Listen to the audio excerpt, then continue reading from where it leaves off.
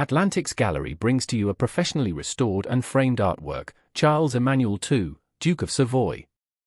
Piedmont or Liguria workshop, oil on canvas, 1634 to 1675. Oil on canvas, 1634 to 1675, with strong wall presence. See more at atlantiques.co.uk.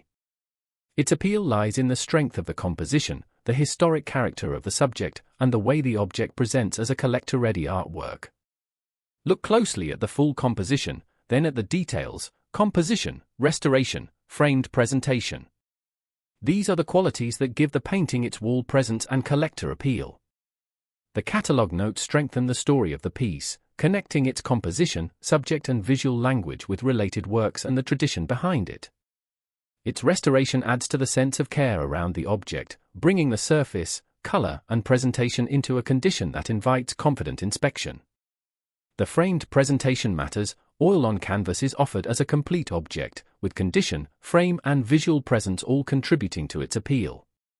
For a collector, this is an opportunity to acquire a visually strong, professionally presented artwork with character, documentation, and a clear route to inquiry.